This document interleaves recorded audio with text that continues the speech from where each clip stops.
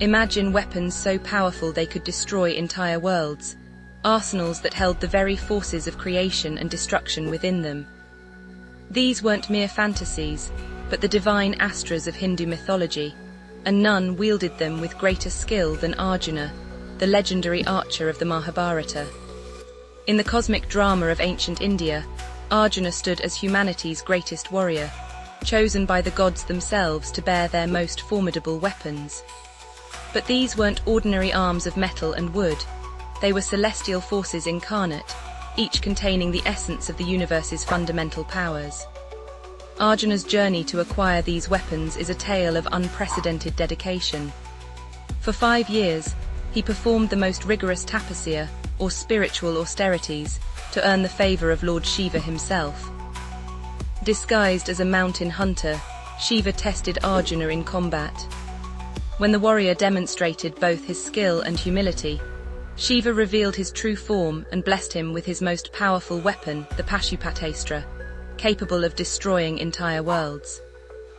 From Indra, the king of gods, Arjuna received the Vajrayudha, a weapon that channeled the power of thunder and lightning. The god of fire, Agni, bestowed upon him the Agni Astra, which could summon the primordial fires of creation. Lord Varuna granted him the Varanastra, commanding the forces of cosmic waters, while Vayu, the wind god, gave him the Vayavi Astra, harnessing the might of tempests. But these weapons came with sacred responsibilities. Each astra required specific mantras, precise mental discipline, and strict ethical conditions for its use. The Brahmashastra, one of the most powerful weapons in Arjuna's arsenal, could only be used against a single divine opponent. Using it against regular warriors or multiple enemies would trigger the destruction of entire worlds. The true significance of these weapons lay not in their destructive potential, but in the wisdom they represented.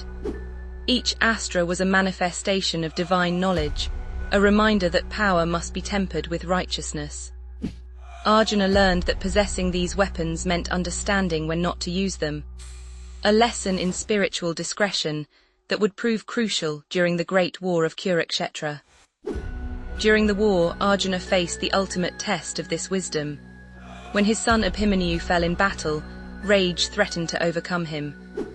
He could have unleashed his divine arsenal to annihilate his enemies, but remembered the sacred trust placed in him by the gods.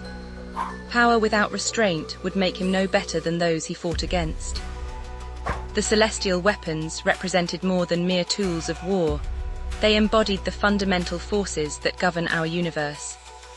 The Varanastra demonstrated water's dual nature as sustainer and destroyer. The Agnyastra reflected fire's power to purify and consume. Each weapon taught that the forces of creation and destruction exist in eternal balance. Today, these ancient tales of divine weapons carry profound relevance. They remind us that technology and power must be guided by wisdom and ethics.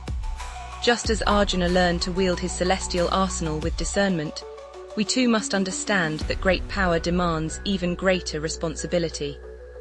In the end, Arjuna's mastery over these divine weapons wasn't measured by how many he possessed or how devastatingly he could use them.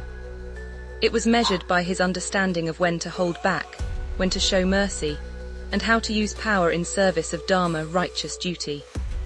This remains perhaps the most powerful lesson from his extraordinary arsenal, that true strength lies not in the weapons we wield, but in the wisdom with which we wield them.